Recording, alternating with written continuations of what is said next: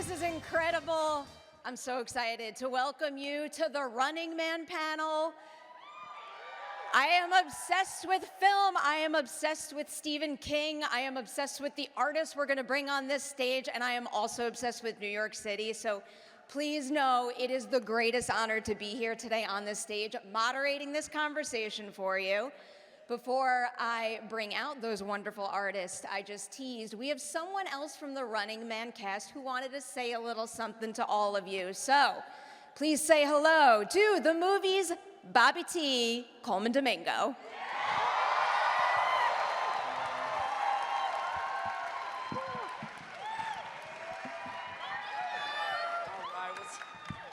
You guys got quite the crowd today, and you deserve it.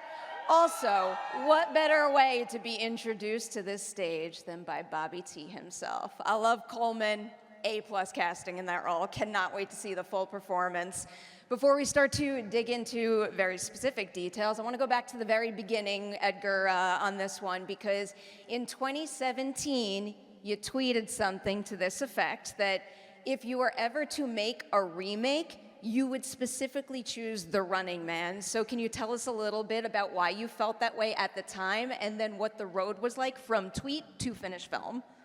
I had read Stephen King's The Bachman books when I was a teenager, and The Running Man was one of those books, which was, as you probably know, Stephen King wrote under a pseudonym for like 4 books before he got rumbled, and then they released them as a paperback. And I read that as a teenager, and I read it before I saw the 1987 film.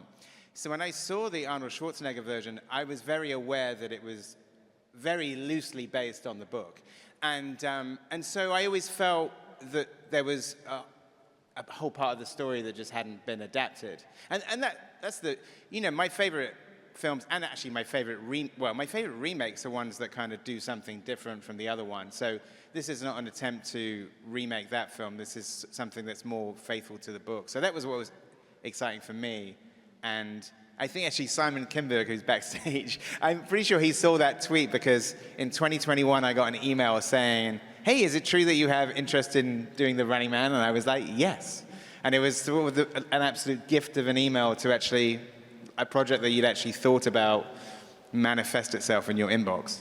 To build on some of what you just said there, I want to do some Running Man math right now so everyone has a clear picture of what your movie is. Can you break down how true it stays to the original source material, how much is maybe inspired by the Arnold Schwarzenegger movie, and then how much of what we're going to see is purely your own?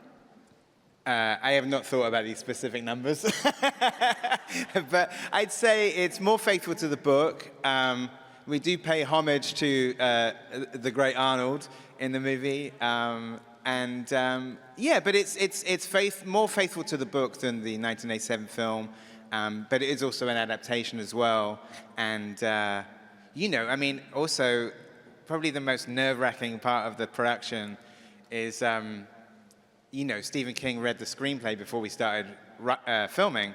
And, you know, Stephen King, he's like the most famous English teacher in history, because he was an English teacher. So Michael Bacall, you know, who wrote the film with, I was like, this is so nerve-wracking to have to hand in our homework to Stephen King.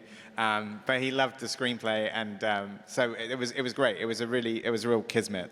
So I think also, if you're a fan of there are a couple of nods to the 1987 film as well.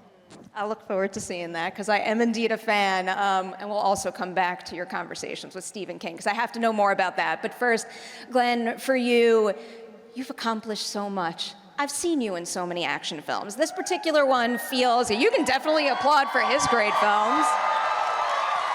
Well deserved. This does feel a little bit different, though, and I believe it's the first time you have headlined a major studio action film. So can you tell me a little bit about what getting that opportunity means to you at this point in your career, and why you're so happy it happened with The Running Man of all stories? What's up, guys? This is so damn cool. Sorry, it's my first Comic-Con, and I'm so stoked. This movie means so much to me. I mean, I got to share the screen technically with Arnold Schwarzenegger in Expendables 3. Way back in the day, I'm like 16th on the call sheet. There's no reason I needed to be in that movie. It's all like, you know, the most iconic action stars of all time, and somehow I slipped in. And what was really, really cool is for me to get to watch, you know, guys like Schwarzenegger and Stallone, Harrison Ford, Snipes, Banderas, you know, all these guys who have led their own franchises and, you know, sort of their own movies, you know, watch how they do it. And that was pretty cool for me to kind of be looking up at some of my heroes and now getting to kind of occupy this space, you know, and an iconic title with an iconic director, incredible cast. I mean, this movie just delivers on every level. So, you know, the kind of characters I've always responded to are just ordinary people against extraordinary odds, and that's just really the DNA of The Running Man. I'll squeeze in a quick follow-up question because you just named so many wonderful people. Sorry, that was like the ultimate name drop, but I promise it was like, I just happened to be in a movie with them. When you've earned the opportunity to name drop like that, you should do it, which is why I'm going to ask this follow-up question. Can you tell us something you saw one of those action icons do on any of those past movies that made you say, like, I got to back pocket this and use it one day, and that idea came in handy on The Running Man? That's a great question. You know, I watch a bunch of those guys do pump up before takes. Those guys like had like weights on set. I stole that. All those guys knew how to get pumped up ahead of time. One of my favorite memories on Expendables, I got to ride a tank with Arnold Schwarzenegger down the Croisette for press for Expendables 3. That was my peak of my life doing that. Yeah. I feel like that's a respectable peak right there. I understand that. Lee, coming your way now to talk about McCone. You're going to get one of my real nerdy acting questions because I love this thought. When this opportunity, yeah, I do that every single time I ask a question I'm enthusiastic about. When this opportunity comes your way, what is something about this particular role that makes you say to yourself, I have something to gain from this as an actor who is always evolving my craft and looking to challenge myself in new ways? Oh, wow, what a question. I have to really think about this. Hey, guys. You know, it was Edgar. Before I'd even read the script, I got a call from Edgar saying, this is what I'm trying to make, and this is what I see with this character. And I love playing characters. Like, I love playing people different from myself and weird. And he described McCone as this phantom chasing Ben Richards, this executioner. And I thought, I can have fun with this. Like, this is going to be a good time. And I think, as you'll see today, it is a good time. Yeah, that was it. To tease his look a little, can you walk us through maybe some of the collaborating you did with Edgar and also your costume designer, Julian Day, in order to figure out the right look and specifically the right mask to wear? I love a costume. Like, I love a cool costume, and I love developing the costume. I mean, we had a really good time collaborating and figuring out what this guy was going to look like because he's a showman. You know, like he's the star of this like reality show. He's got to present, you know, he's got to show up. So we figured out a lot of different ways about how he looks, but the mask was a key to it for a lot of reasons. I think the mask is really cool. Like, I think it just looks really cool. But I think it also maybe helps McCone have a lazy Sunday if he needs one. You know, he can go out, walk his dog, go to the gym. You know, a lot of people are looking out for him, and he can and take a break. So I also just find it very ironic that the most handsome man in Hollywood is always determined to wear a mask. It makes no sense to me. I'm also kind of obsessed with the idea that McCone has a dog now. I'm not going to stop thinking about that. a little puppy. McCone walking my dog Brisket around. Yeah, that's a vibe. Where is Brisket, by the way? There's no Brisket here today.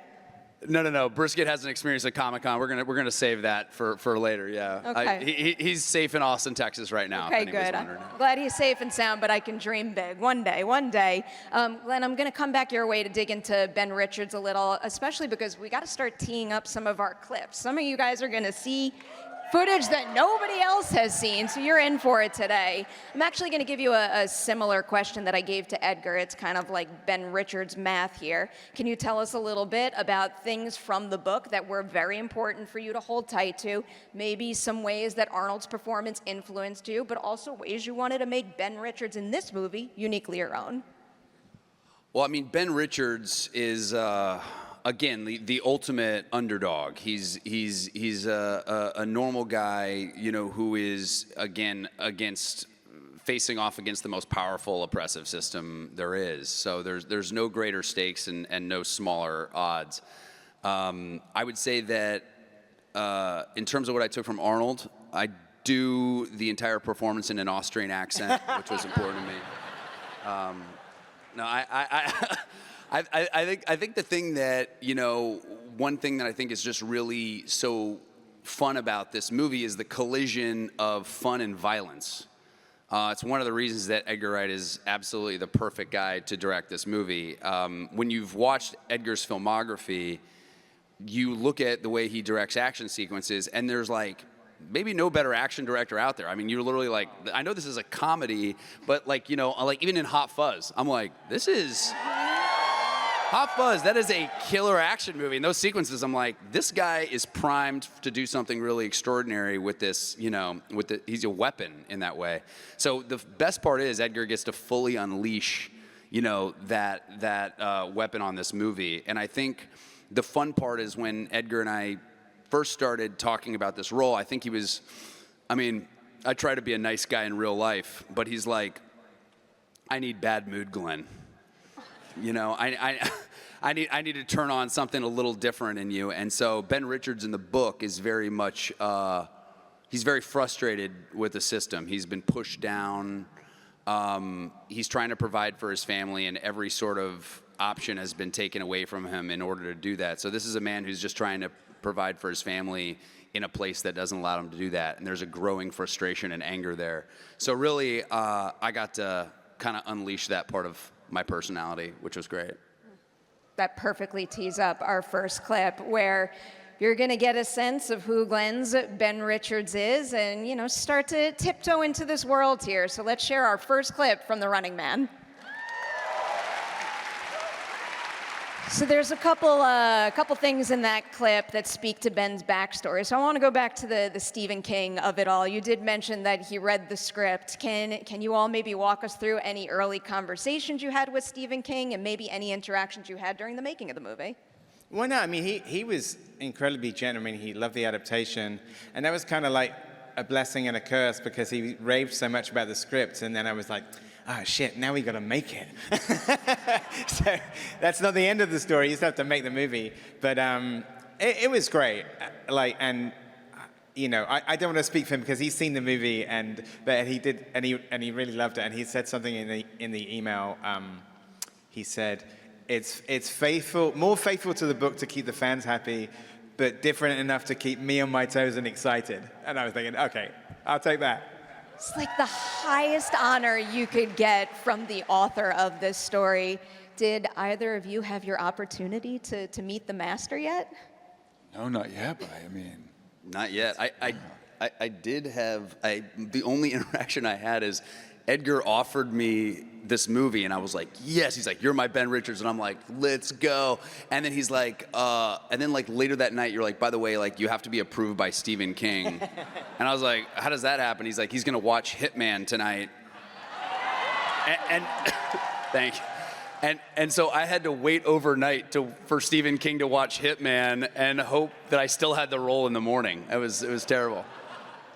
He loved it, which thank God. That's the coolest thing ever for you personally, and also for Hitman, which everybody should see if you haven't yet.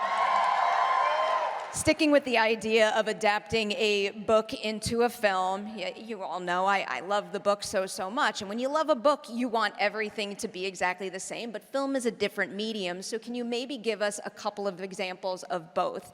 Things from the source material that you knew you had to stay true to and get book accurate, but then also some instances where the film medium demanded something different to tell the best version of the story on screen. Yeah, I guess, I mean, there are things that was fun. I mean, here's what's crazy. The book was written in 1982, and it is set in 2025. And the jacket of the 1982 book says this: in the year 2025, the best men don't run for president, they run for their lives. That is on the book jacket of the 1982 book. Crazy. So the fact that this film is coming out in 2025 is wild. I will say, we don't say in the movie what year it is. It's not in the script, and we don't say, and we kind of just act like it's a different tomorrow. And I think it's because as a sci-fi fan, you know, films never go far enough. You know, 2001 is one of my favorite films of all time, but also I'm sad that we're not at 2001 technology yet. I wish we had those planes going to the moon, or like, you know, Escape from New York, where they say the year is 1997. So we decided not to put a year on it, to just imagine like it's a different tomorrow. But I think sort of Stephen King fans will be happy about quite a few products straight from the script that make it in there, like Rooty Toot Soda. And this is straight from the book, a breakfast cereal called Fun Twinks.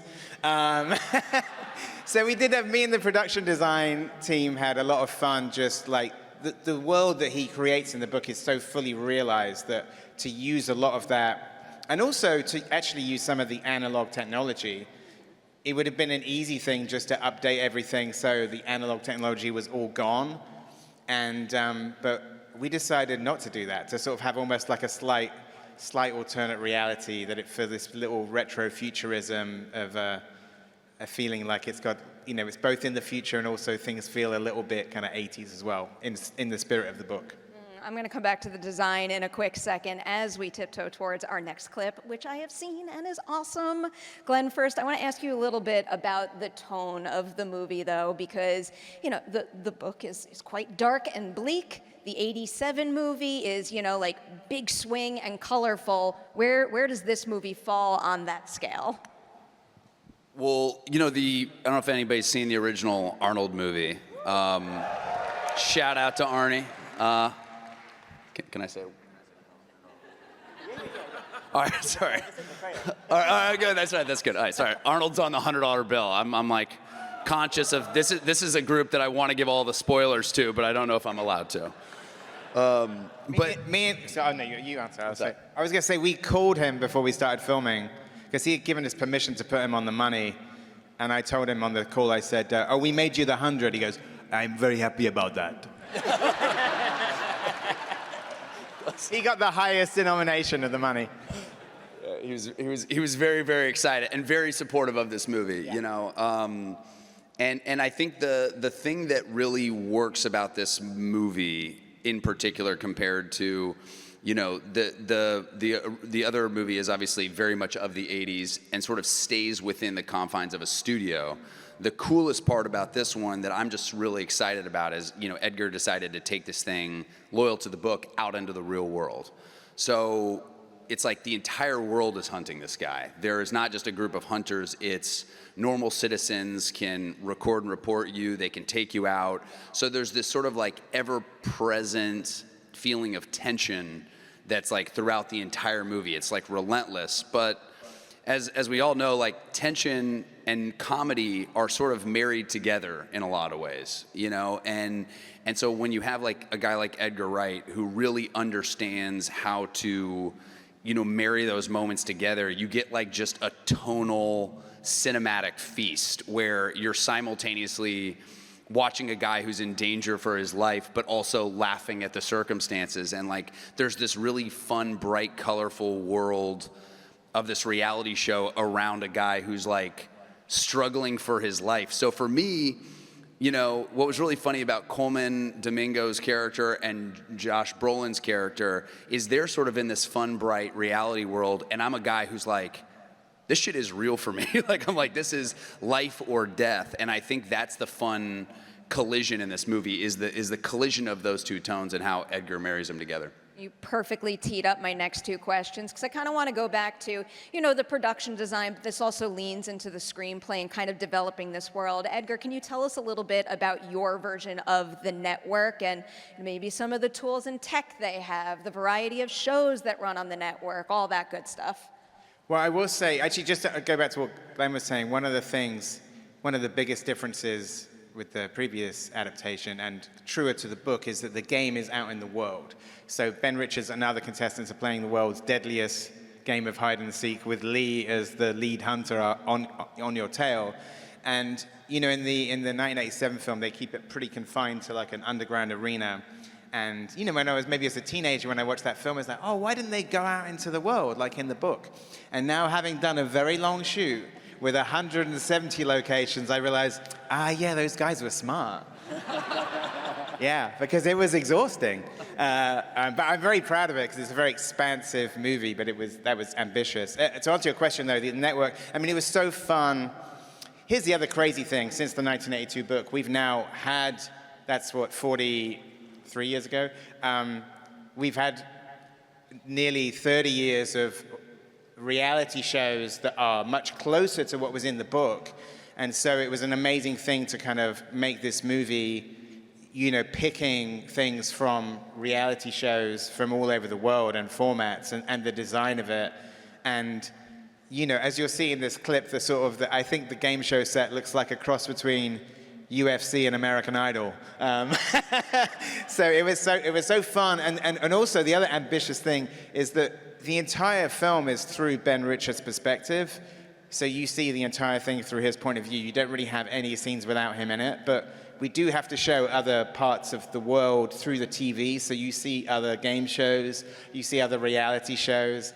And obviously we had to shoot all that stuff. So we had to shoot all these bits of other shows, and like you will see a lot of it in the film and probably see reams more on the Blu-ray eventually. But that was really fun to do, but also like a lot of work because you're having to create a completely new existence for everything. And so, you know, actually, and you'll see in this clip, you'll see the titles for the show as well. One other thing I want to tease before we show this clip, because he's in it, and anyone can jump in on this. Can you all tell me a little bit about working with Josh Brolin as Killian here, and maybe what it was like watching him make that character uniquely his own? You want to speak to Josh? I mean, Josh is like the greatest. He's like one of my new favorite people on the planet. I don't know if there's anybody better at playing a bad guy than Josh Brolin. Besides you, Lee Pace.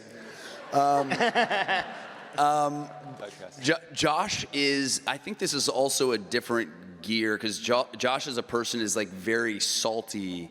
He's a very masculine, cool guy who says he's like, so, you know, who's like got a southern quality to him. In this, he's very manicured. He's wearing like, you know, top-notch suits. He's got veneers, you know, perfect skin, the whole thing. So he represents a different class where Ben Richards kind of comes. It's really the collision of two men from two very different worlds who are finding themselves in the same office, which is pretty cool. So Josh is just one of the greats. He's just a joy to be around, and he just absolutely smokes it in this movie. You want to see not only Josh in action in this clip, but so much more. This is an exceptional clip. Are you ready for it? All right, let's roll our second clip from The Running Man. Oh, don't lie. That was a very good clip. I love being in these rooms and like feeling the stage and like everything vibrate when something builds like that. I am going to dig into some of the details again and also highlight more of the cast that we did see in that clip. But first, I was told I could have a little fun with this, and I do ask this question every once in a while because I like thinking about it myself. If each of you had the opportunity to be on the reality game show of your choice, what show would you pick, and could you actually win it? Oh my God. I'd do Survivor. 1,000%. I would want to. I would really want to do that, and I do think I could win it. I'm telling you, I do. I was on a kid Survivor when I was a kid called Endurance. Some random Endurance fans in here. I love it. I got kicked off on the first day, so you and I are in a very different camps. Yeah. I'd be terrible at it, but it'd be fun just for the experience to be on the Great British Bake Off. And my friend is one of the judges, so maybe I'd get preferential treatment. As Noel Fielding is a friend of mine. I like the sound of all that. I feel like we need like a Running Man spin on that. Don't they do themed episodes every once in a while I think too? we should all do the Great British Bake Off. I would watch that in a heartbeat. So going back to your incredible ensemble here, we've highlighted a bunch of people, but I wanted to open it up to the full cast right now. We all know how talented everybody is, so do you. You cast them in their movie. But for each of you, I was wondering if you could highlight someone this way. Who does something in The Running Man that would make you tell folks in this audience, like, you think you know what that actor is capable of, but you'll never believe what they achieve in our movie? Well, you just saw Coleman in that clip, and he's incredible. I mean, I'll say this is that I'm excited for you guys to see Michael Cera in the movie. I won't say any more than that, but he's such an amazing blast of energy, and it's exciting to work with him again. So I'm excited for you all to see Michael Cera in it. His casting surprised me, and when I'm surprised by casting, it delights me. I can't wait to see what he does in that role. I obviously worked with him when we did Scott Pilgrim. He was Scott Pilgrim versus the World 2010. He was 20, he turned 21 on set. And so to work with him like kind of 15 years later, you know, he's a father of two, and like it was just so great to, I mean, obviously we'd been in touch and been friends all the time, and he did the voice for the anime series, but to actually be on set with him again, and, you know, Michael Bacall, who, you know, like, we wrote together on the movie, we, you know, worked on Scott Pilgrim as well. So it was a nice reunion of a lot of people. There's lots of people that I worked with on previous films. But for him to be in the film was great. And to see him and Glenn together make such a fun and unlikely double act. So I'm excited for you guys to see that. Sarah's a man. It was also fun, you know, as a fan of Scott Pilgrim, to watch you guys go down memory lane together. You know, to be a part of that was really special. Katie O'Brien and I did, Katie, such a star. She and I did Twisters together. So it was so fun to kind of reunite with her on this one, and she's extraordinary in the movie. Everybody reacts differently to imminent death. And Katie definitely reacts the most fun of anyone. She's a blast in this movie. Also, Martin Herlihy from SNL just really adds so much life to this character. And again, a very specific reaction to imminent death that's just a blast. There's a guy named Daniel Ezra, who many of you may be familiar with, but he is really good, a real heartbeat of the movie. And it's his first movie. He's been in many TV shows. This is his first movie, and just extraordinary actor, extraordinary guy.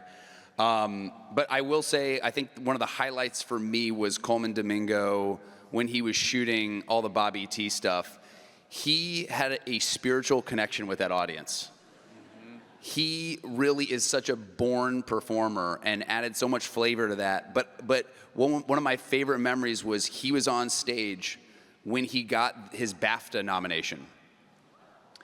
And the entire crowd went nuts. And we made the announcement, and then he just kind of ate it up and kind of kept fueling them up. And it was just, there was like something really special that was happening on that stage. But Colman is one of the rare people that can pull off a part like this. You know, he's born for the stage, and he just milks every single moment out of this movie. One of my favorite things that happened on the set was Colman, you know, kind of, you know, he came in and sort of had the crowd of extras eating out of his hand by the end of the day. They were sort of chanting his character name. So even when we weren't rolling, the audience would start going, Bobby T, Bobby T. And Josh Brolin, who's in some of the studio scenes, who's, you know, the creator of The Running Man, Dan Killian, I did an experiment with the extras, and I said, hey, I just want to do a quick experiment. How do we all feel about Colman Domingo? And they went, hey, Bobby T, Bobby T. I said, how do we feel about Josh Brolin? Boo! And Josh was like, he goes, I have never felt so emasculated in my life. All of the people in the studio were booing me. It was so funny.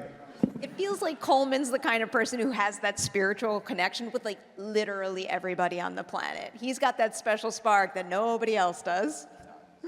Lee, how about for you? A scene partner you want to highlight? Amelia Jones. She was, I thought, exquisite in Coda, and I love, one of my favorite things about watching movies is seeing like a new actor and like seeing something I've never seen before, and to get to meet her in real life on this set and see what she brought to this character was super fun, super cool, and I'm excited to see what she does in the movie because I only have a couple small scenes with her. I'm psyched to see her in that role too. I do want to take a moment to give Glenn some flowers here because headliner, there's so much on your shoulders with this role. So Edgar, I'll start with you, and Lee, if you want to chime in, please do. Can you tell me something about the version of Ben Richards in your movie that was only possible because it is Glenn Powell in that role? Well, this man. I mean, what's I think amazing is that Glenn is in every scene of the film. There's only one scene that he's not in, and that's a TV show that he's watching. And it was the thing about the adaptation that was really important to me is I wanted it to feel very intense that we're with this character the whole way. And that meant that Glenn was in every day, pretty much in most shots.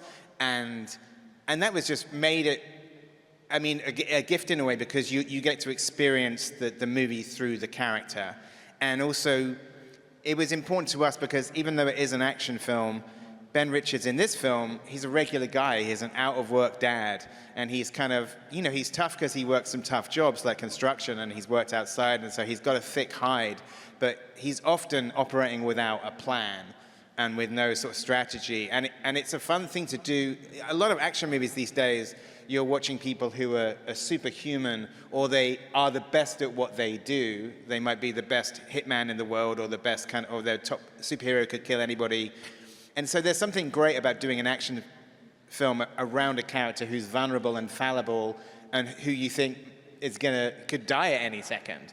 And so going on that journey with Glenn and sort of putting him literally and figuratively through his paces was just a dream because he's such a great collaborator. So it was a really ambitious shoot, an exhausting shoot. And if I had anybody less hardworking and diligent than Glenn, I just wouldn't have got through it. So I want to say thank you to this man in front of lots of people. And he's amazing in the movie. I'm allowed to say that. He's amazing in the movie. Let's continue to make Glenn blush, please. I mean, to echo a lot of what Edgar said, I mean, talk about someone who gives it 1,000% and makes it look easy. He shows up every day with like a level of commitment that if you're showing up to that same set, you're going to bring the same commitment. A lot of our scenes, both of the characters are pretty stressed out, going through a moment, and the work is real, but the camera's cut, and you've got someone you could joke with on set, which makes those long days really enjoyable. So, thank you, my friend. Love you, buddy. Thank you. Love you guys. We've already seen some of it, but we're going to screen another clip, and it shows you that Glenn really put in the work in so many different respects. Let's check out our third clip from The Running Man. There's no better question to ask after a clip like that than one about the ambition of this production. Edgar, I'll start with you. Glenn and Lee, if you want to chime in on this, please do, just to highlight the incredible behind the scenes that went into making that and everything else you do in the movie possible. You've done a lot of ambitious things, but this looks like it's on another level. Can you tease maybe some first-time filmmaking feats you achieved while making The Running Man? I guess it's like a road movie. I mean, the thing that was kind of crazy about making it is it felt like sometimes like you were doing the show because like to what I was saying about earlier, my production designer told me that because there's so many moving parts to it and there's so many locations because Ben Richards is on the run, there's something like 168 locations and sets in the movie. It's crazy. And so because we see so much, so I think that was probably the most ambitious thing for me is to sort of be really expansive. And, we shot in 3 different countries, essentially. We shot in London, England, we shot in Glasgow in Scotland, and we shot in Sofia in Bulgaria. And I think that sequence probably covers all 3 countries at some point. I I don't know. It was that thing where I kind of felt obviously making movies is really exhausting and stressful. And I would joke that Glenn got into the best shape of his life, and I got into my worst. Can you two jump in on that? Like, what is something you saw happening on this set that made, even with all your experience, made the two of you stop and go like, my God, how is this real? How are we doing this right now? I mean, the shape Glenn was in. How is this real? How are we doing it? I mean, as you saw, pretty sick. You know what the worst part about that towel scene was for me was Edgar asked me to do that towel scene in the summertime. We shot that in February in Bulgaria. It was -10 that day. Nobody looks good in a towel in -10, but you know, you become friends with a crew really fast. You know, I think one of the things that was like the best for me on this movie was, you know, Edgar Wright has been on a list. When I first moved out to LA in 2008, I put a list of directors, like 5 directors on a list. Edgar Wright is at the top of that list of people I wanted to work with. If I ever got the chance, if I ever got a chance to stick around this business and ascend to a place high enough that these are sort of my Mount Rushmore of great filmmakers, and Edgar Wright is at the top of that list.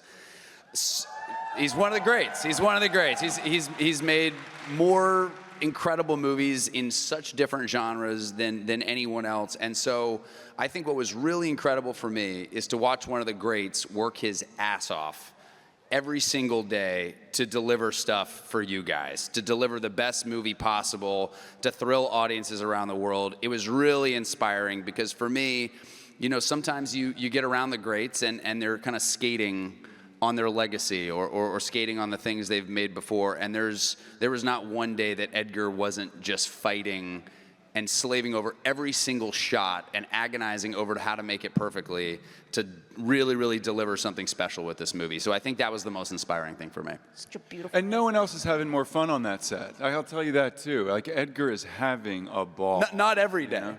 Not every day. No, he is. You create a very, very fun set. Absolutely. Not the -10 Bulgaria day, but every day. I ask this every once in a while, and now that makes me curious. Does Edgar have a monitor dance? Like something he does behind the monitor that signals to the two of you, you are really crushing a scene? My whole goal on this was to make Edgar chuckle. Like that's all I wanted to do is kind of do a take and see Edgar chuckle. Honestly. I'll take that. Good chuckle behind the monitor is exactly what you need. Given a lot of what you've all talked about, you know, like the challenges and the ambition, it makes me want to ask you all one of my favorite questions because, like, I love film, but I really love the process of filmmaking, and I love the fact that while it can be so hard, there's such like beautiful moments of joy you can experience while practicing your craft. So for each of you, can you single out the moment of making The Running Man that brought you the most joy as an artist?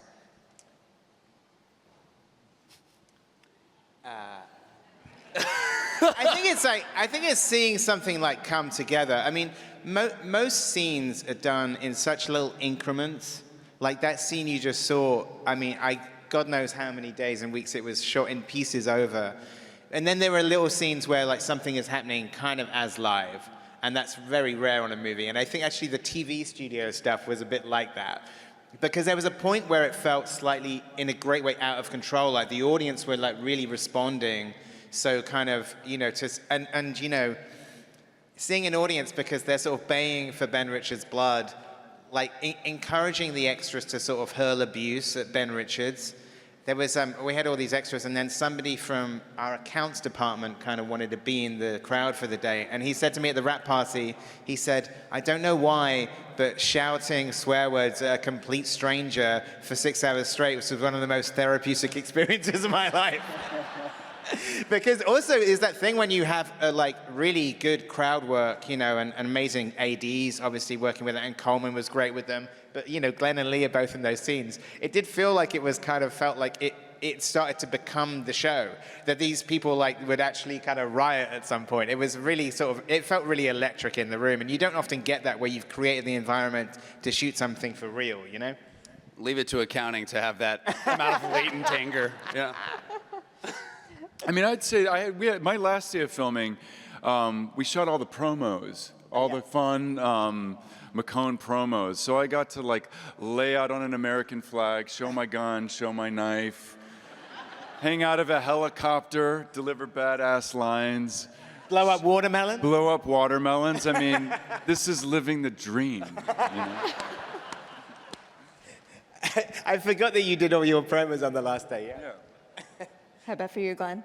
No, I mean, I will say, watching Lee enjoy every single moment of this movie. Like, there is no one that has more swagger under that mask. You really enjoyed hunting me more than having it's the mask. unbelievable. You know? So fun, so fun. I think this was there's several ambitious ones. Even just like that one that we just saw is like, obviously it's in a oneer. You know, there's a lot of you know, things. So things are exploding in the hallway.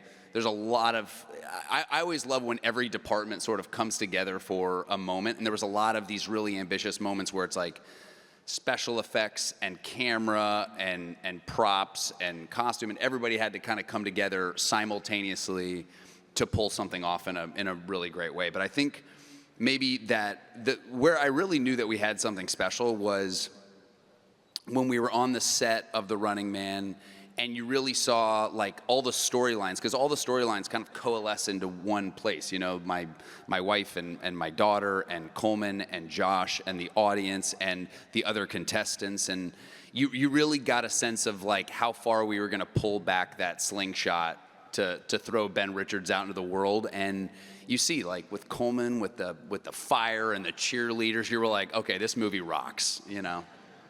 Can't wait to see even more of it. We do have one more thing to show you right now. Edgar, I feel like I should give you the honors. Do you want to introduce the last thing that we're showing to the crowd here? Sure. This is our new trailer. So I hope you enjoyed. The film is out on November the 14th. And I would say the 12 minutes you've seen today is just the tip of the iceberg. So I can't wait for you to see the rest of it. And with that is your Running Man panel at New York Comic Con. Thank you for being here. Thank you for sharing your experience. Thank you guys, appreciate it. November 14th. Hey, good to see you.